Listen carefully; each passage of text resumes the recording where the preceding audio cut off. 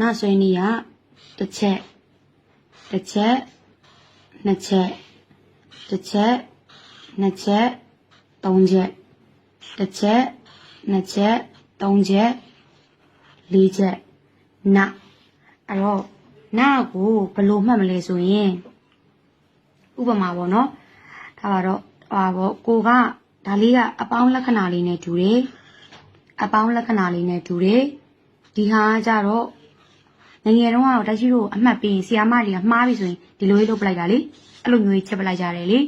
အဲ့တော့ကိုကပေါင်းထားတာပေါ့နော်ခက်ခဲကနန်းရှည်ကြီးပေါင်းထားတယ်ဆီယာမကတခုမကြမ်းအမားပေးလိုက်တဲ့အခါကျတော့စိတ်ထဲမှာနာသွားတယ်ပေါ့နော်ကိုကကြိုးစားထားတဲ့ဟာကိုဆီယာမအတိမန်ပြူဆိုပြီးတော့စိတ်ထဲမှာနာသွားတယ်လို့မှတ်လိုက်ပါမယ်ကိုကပေါင်းထားတယ်တေချာပေါင်းထားတဲ့ဟာကိုတခုမကြမ်းအမားပေးလိုက်တော့နာတယ်လို့မှတ်လိုက်ပါမယ်ကိုကပေါင်းထားတယ်အဲ့ဒါကိုတခုမကြမ်းအမားပေးလို့စိတ်ထဲမှာနာတယ်ဆိုပြီးနာလို့မှတ်ထားပါနော်နာဒီပုံစံလေးကနှစ်ခုရှိတဲ့သတိထားမှာကအမှန်တော့လေဒီစကားလုံးလေးတွေကအပေါင်းလက္ခဏာလည်းမဟုတ်ဘူးလဝါကတိုင်လည်းမဟုတ်ဘူးဘာမှမဟုတ်ဘူးဂျပန်စကားလုံးသို့တော်ညာလည်းတက်ရှိတို့ရဲ့ရည်ရွယ်ချက်ကမှတ်နည်းဖြစ်နေတင်ပေးခြင်းလို့မှတ်ရလွယ်အောင်သာအဆင်ပြေအောင်လိုက်ပြီးတော့ထက်မှတ်ပေးသွားတာဖြစ်ပါတယ်ဒီပုံစံလေးတော့ကြတော့ဒီလဝါကတိုင်ပုံစံလေးဖြစ်နေအဆင်ပြေတာမလို့ဖျားကိုပါဇက်ကနေတတယ်လို့ပြောခဲ့တယ်အခုတစ်ခေါက်နာကြတော့ဘယ်လိုမျိုးဖြစ်သွားလဲဆိုရင်ဒီအပေါင်းလက္ခဏာဖြစ်နေပြောမှအဆင်ပြေတာမလို့ကိုကပေါင်းထားတာကိုဆရာမတခုမကြမ်းအမားချစ်ပေးလိုက်တော့စိတ်နာသွားတယ်လို့မှတ်လိုက်မယ်ကိုကပေါင်းထားတာကိုတခုမကြမ်းအမားချစ်ပေးလိုက်လို့စိတ်နာသွားတယ်လို့မှတ်လိုက်ပါမယ်ဒါဆိုရင်နလေးရပါပြီနပြီးရင်နိလာပါတယ်နိဂျပန်စာမှာနိဆိုတဲ့အဓိပ္ပာယ်ကနှစ်ကိုပြောတာပါတစ်နှစ်ဆိုတဲ့နှစ်ကိုပြောတာဆွဲထားတဲ့ဟာလေးကတစ်ချက်ဒီနှစ်ဒီနှစ်သုံးဒါလေးကနိပါနိဆိုတဲ့စကားလုံးလေးထဲမှာလက်ရှိတင်ပေးထားတဲ့ထီးကောက်လေးရှိတာရဲ့ပါဇက်ပေါက်လေးကနေခိုးလို့ညီးတာရေဆိုပြီးဒါလေးကတစ်လုံးဒါလေးကတစ်လုံးစုစုပေါင်းနှလုံးပေါင်းထားပါတယ်နိဆိုတာနှလုံးမလို့စကားလုံးလေးနှလုံးပေါင်းထားပါတယ်ဒါကြောင့်မလို့စကားလုံးလေးနှလုံးပေါင်းထားတာမြင်နေဆိုလို့ရှိရင်နှစ်ခုကိုနိလို့မှတ်ထားပါစကားလုံးလေးနှလုံးပေါင်းထားတာမလို့ဂျပန်လိုနှစ်ခုကိုနိလို့ခေါ်တာမလို့နှလုံးပေါင်းထားတာမြင်ရင်နိလို့မှတ်ပေးပါရှင်းတင်ပေးရရင်ကိုကပေါင်းထားတာကိုဆရာမကတခုမကြမ်းအမားလေးပြီးတော့စိတ်နာသွားတယ်နနိရဲ့အဓိပ္ပာယ်ကနှစ်ဆိုတော့နှစ်ခုပေါင်းတယ်ရှိနဲ့ခိုနဲ့ပေါင်းထားတယ်နှစ်ခုပေါင်းလို့နိလို့မှတ်ထားပါမယ်နှစ်ခုပေါင်းလို့နိလို့မှတ်ထားပါမယ်နာနဲ့နိနဲ့ပြီးသွားလို့ရှိရင်နုလာပါတယ်နုဆွဲနိကတစ်ချက်နှစ်ချက်မြင်အောင်ကြည့်ပါမယ်နော်တစ်ချက်ဒီနားလေးကနေပြီးတော့ပြန်ယူပါတယ်အပေါ်ပြန်ဝိုက်တယ်ဇာခွဲလေးနဲ့တူအောင်ဆွဲပါတယ်ဒီမှာတစ်ချက်ပွေးတယ်ဒီချာမြင်အောင်ကြည့်ပါလူမျိုးဆိုရင်တန်းနေရမယ်တန်းနေတဲ့နေရာလေးကနေပြန်ယူပဲယူပြီးတော့အပေါ်ပြန်ဝိုက်တယ်ဇာခွဲပုံစံလေးဆွဲပါတယ်ဇာခွဲလေးနဲ့တူပါတယ်သူ့ရဲ့အတန်ထွက်ကနုဆိုတော့စင်ကနုတယ်လို့မှတ်လိုက်ပါမယ်ဇာခွဲလေးနဲ့တူပါတယ်ဇာခွဲလေးနဲ့တူတာကနုဆိုတော့စင်ကနုတယ်လို့မှတ်လိုက်ပါမယ်ဒါဆိုရင်သုံးလုံးပြန်ပြောရင်ဘာကြောင့်စိတ်နာလဲဆိုရင်ကို့မှာတေချာပေါင်းထားတာကိုတခုမကြမ်းမှားတယ်ဆိုတော့စိတ်နာလို့နိဆိုတာနှစ်ခုပေါင်းထားတယ်ရှိလေးနဲ့ခိုလေးနဲ့နှလုံးပေါင်းထားလို့နုဘသူကနုလဲဆိုရင်စင်ကနုတယ်လို့မှတ်ထားပါမယ်စင်ကနုတယ်လို့မှတ်ထားပါမယ်ဒါဆိုရင်နောက်တစ်ခုဆက်ကြည့်ရအောင်နုပြီးရင်လာတာလေးကနဲ့ဆိုတဲ့စကားလုံးလေးပါနဲ့ဆွဲပုံဆွဲနည်းကတစ်ချက်နှစ်ချက်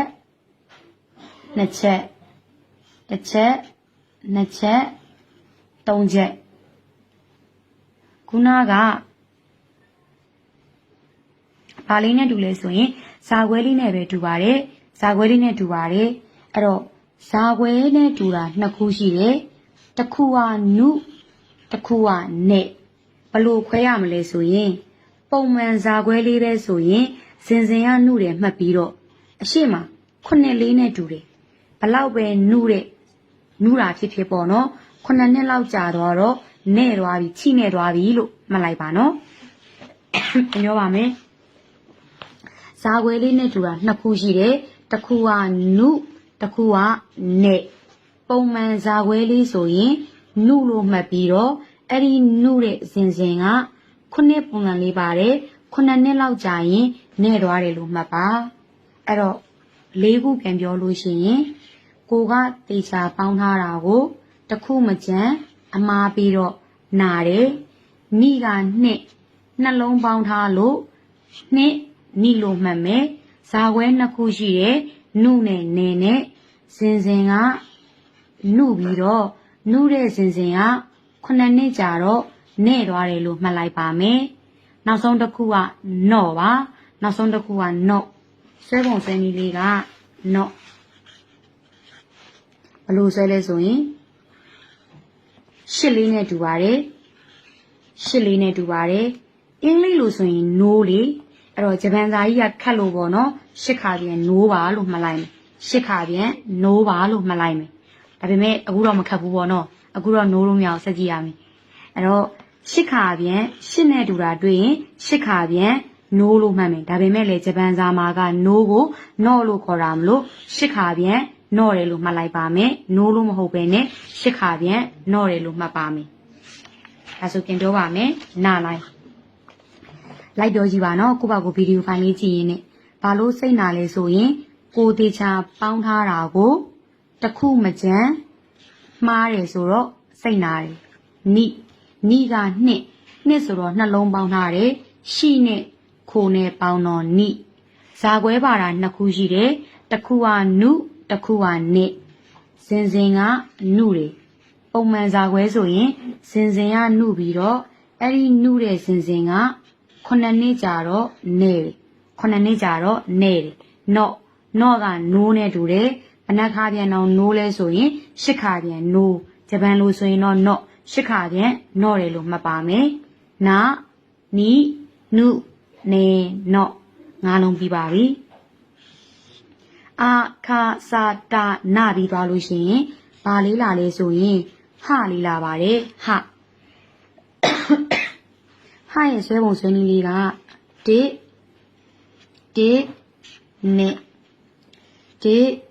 နဲ့သုံးချက်ရှိပါတယ်ဒီခန်းကြီးလေးကိုမြင်အောင်ပြောမယ်ဆိုရင်ဒီအထိဆိုရင်ဓခဲနဲ့တူတယ်လေခဲလို့ပြောတယ် minus နဲ့ plus နဲ့ရှိတာကဓခဲလို့ပြောဘူးတယ်ဓခဲလေးတစ်လုံးထည့်ဖို့အတွက်အဖုံးဟာရတယ်လေ minus နဲ့ plus နဲ့ဆိုရင်ဓခဲအဲ့ဒီဓခဲလေးတစ်လုံးထည့်ဖို့အတွက်ဓခဲလေးတစ်လုံးထည့်ဖို့အတွက်အဖုံးဟာရတာမလို့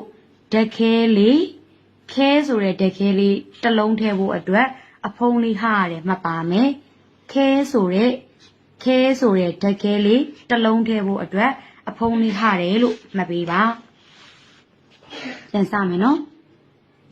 ပေါင်းထားတာကိုတစ်လုံးမကြမ်းအမားပြီးတော့စိတ်နာတယ်နိဆိုတာနှစ်ဆိုတော့နှလုံးပေါင်းထားတယ်ရှိနဲ့ခိုနဲ့ပေါင်းထားတယ်ဇာခွဲနှစ်ခုပါတယ်နုနဲ့နေနဲ့ဇင်က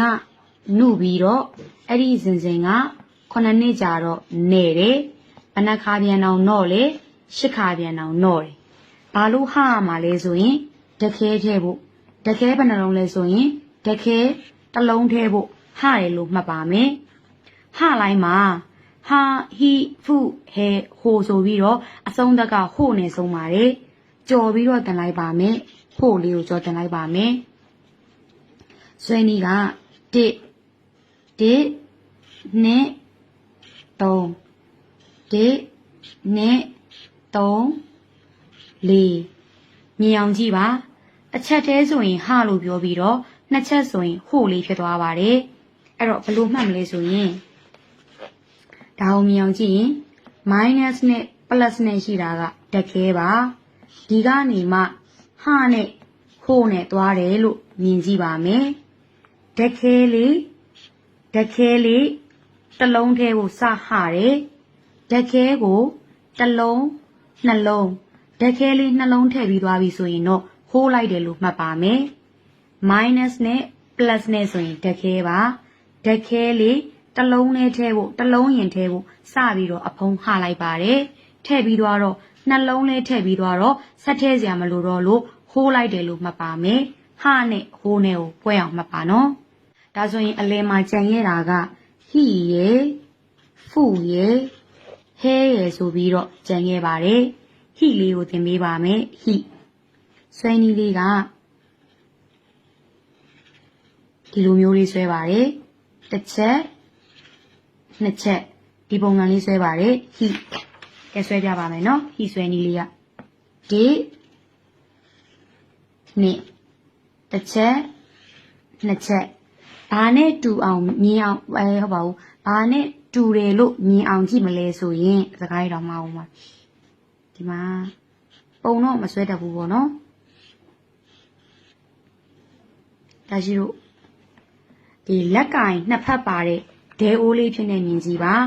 လက်ကင်နှစ်ဖက်ပါတဲ့ဒဲအိုးလေးဘယ်ဒဲအိုးမဆိုဟင်းချက်ထားတဲ့ဒဲအိုးဆိုရင်ဟိပူပါတယ်ဟိအပူပေးရတာကဒဲအိုးအပူပေးရတာလေလက်ကင်နှစ်ဖက်ပါတဲ့ဒဲအိုးလေးကိုဟိဆိုတဲ့အပူပေးတယ်လို့မှတ်ပါမယ်လက်ကင်နှစ်ဖက်ပါတဲ့ဒဲအိုးလေးကိုဟိဆိုတဲ့အပူပေးတယ်လို့မှတ်ရအောင်ပါနော်လက်ကင်နှစ်ဖက်ပါတဲ့ဒဲအိုးလေးကိုဟိဆိုတဲ့အပူပေးပါတယ်ဟိပြီးရင်ဖူလာပါတယ်ဖူဆွဲနည်းကဒီနှစ်တစ်ချက်နှစ်ချက်သုံးချက်လေးချက်ဆိုတော့ဒါလေးကိုလေလူမျက်နှာမှာဆိုရင်နှာခမ်းမွေးလေးဖြစ်နေမြင်ကြည့်ပါနှာခမ်းမွေးမှာတော့ပေကုန်နေပေါ့ဘယ်အချိန်မှလဲဆိုရင်ဖူဆိုတဲ့အစားအစာတွေစားတဲ့အချိန်လို့မှတ်လိုက်ပါမယ်ဒီနှစ်သုံးလေးနှာခမ်းမွေးလို့မြင်လိုက်ပါမယ်နှာခမ်းမွေးတော့မှပေကုန်တာကဖူဆိုတဲ့အစားအစာစားတဲ့အချိန်လို့မှတ်လိုက်ပါဒါဆိုရင်ဖူထိပြီးပါပြီဟဲလေးပဲကြံပါတော့ဟဲအခုမျက်နှာလေးတစ်ခုဆွဲကြပါမယ်မပါဘူးပြုံးပြမယ်နော်မလားတော့ရီးပြမယ်အဲ့တော့ဒီမှာကသပင်ပေါ့နော်ဒီမှာကခမောက်လိုပုံစံလေးလို့မြင်ကြည့်ပါဟဲစကလုံးလေးကဒီလိုလေးဆွဲပါတယ်နေကများသောအားဖြင့်ဒီလေတဲတွေပါတွေသွားလို့ရှင်ခမောက်လေးစောင်းနေလေအဲ့ဒီခမောက်လေးကဘယ်ပေါ်မှာစောင်းလဲဆိုရင်ဟဲဆိုတဲ့သပင်ပေါ်မှာစောင်းတာမလို့ခမောက်လေးကိုမြင်ရင်ခမောက်လေးစောင်းတဲ့နေရာကဟဲလို့မှတ်လိုက်ပါနော်ခမောက်လေးကိုဟဲဆိုတဲ့ဟီမဟုတ်ဘူးနော်ဟီကအင်္ဂလိပ်စာဂျပန်စာမှာဆိုရင်ဟဲခမောက်လေးကိုဟဲဆိုတဲ့သပင်ပေါ်မှာစောင်းနေလို့မှတ်လိုက်ပါဒါဆိုရင်အခုဒီနေ့သင်ခြင်းနဲ့10လုံးပြီးပါပြီပြန်ပြောလို့ရှိရင်ဒီနေ့စတင်တာကနတေချာပေါင်းထားတာကိုတစ်ခုမကြမ်းအမားပေးလို့စိတ်နာတယ်နိဆိုတာနှစ်ဆိုတော့နှစ်ခုပေါင်းထားတယ်ဇာခွဲနှစ်ခုပါတယ်နုနဲ့နေနဲ့ဘသူကနုလဲဆိုရင်ဇင်ကနုပြီးတော့နုတဲ့ဇင်က9နှစ်ကြာတော့နေတယ်ဘဏ္ဍခါပြန်တော့လဲဆိုရင်10ခါပြန်တော့တယ်ဟာနဲ့ဟိုနဲ့ဟာဇင်နဲ့ဘာလို့စားဟာလဲဆိုရင်ဓခဲတစ်လုံးထည့်ဖို့အတွက်စားဟာပြီးတော့ဓခဲနှလုံးထည့်ပြီးတော့ဟိုးတယ်လို့မှတ်ထားမယ်ဟုတ်ဟိအပူပေးတယ်ဘာကိုအပူပေးလဲဆိုရင်လက်ကင်နှစ်ဖက်ပါတဲ့အိုးကိုဟိဆိုတဲ့မီးနဲ့အပူပေးတယ်ဖုအစားအစာတွေစားတာနှာခမ်းမွေးမှာတောင်ပေးတယ်ဖုအစားအစာတွေစားတာနှာခမ်းမွေးမှာတောင်ပေးတယ်ဟဲသပင်ပေါ်မှာခမောက်ဆောင်ထားတယ်သပင်ပေါ်မှာခမောက်အုတ်ထုတ်လေးဆောင်ထားတယ်မှတ်ထားပါမယ်တေချာပေါင်းထားတာကိုတစ်ခုမကျန်အမားပေးလို့နားတယ်နှလုံးပေါင်းထားလို့နှစ်မလို့နိဇင်ကနှုပြီးတော့9နှစ်ကြာတော့နေတယ်10ခါပြန်တော့တယ်ဓခဲလေးတစ်လုံးထဲကိုဟပြီးတော့ဓခဲလေးနှလုံးထည့်ပြီးတော့ဟိုထားတယ်လက်ကင်နှစ်ဖက်ပါတဲ့ဒဲအိုးလေးကိုဟိဆိုတဲ့အပူပေးမယ်နှကန်းမွေးမှာတော့ပေးတာ ဖူဆိုတဲ့အစားအစာတွေခမောက်လေးကိုဟဲဆိုတဲ့သပင်ပေါ်မှာစောင်းပါမယ်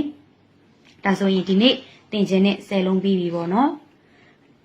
ဒါအပြင်ဒီနေ့စသင်ခြင်းတာလေးရှိပါသေးတယ်အဲ့ဒါလေးကတော့ဒီဟာလေးပါ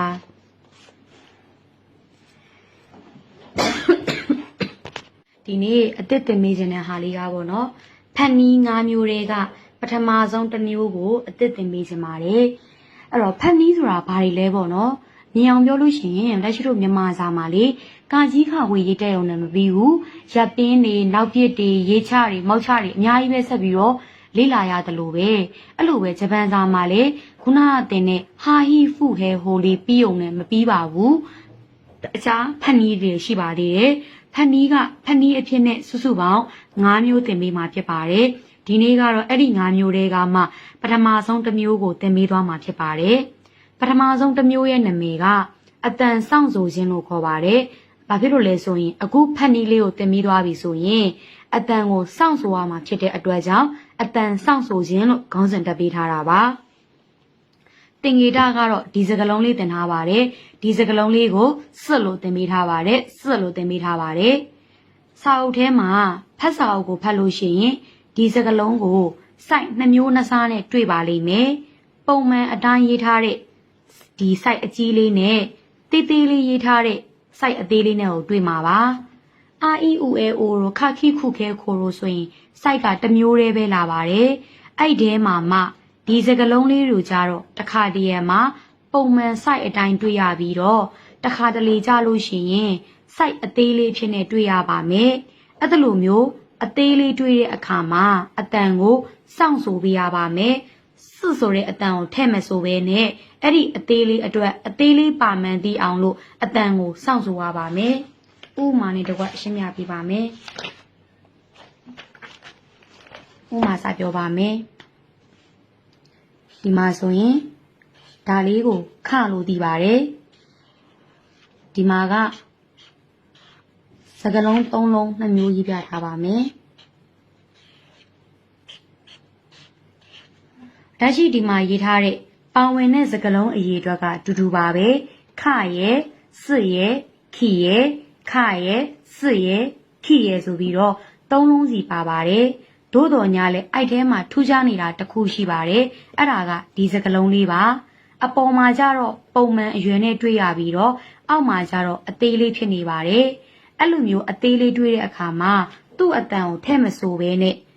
သူ့အတန်ကိုစွတ်ဆိုတဲ့အတန်ကိုထည့်မဆိုရပါဘူးသို့တော်ညာလဲသူပါမှန်းသိအောင်တော့အတန်ကိုစောင့်ဆိုပေးရပါမယ်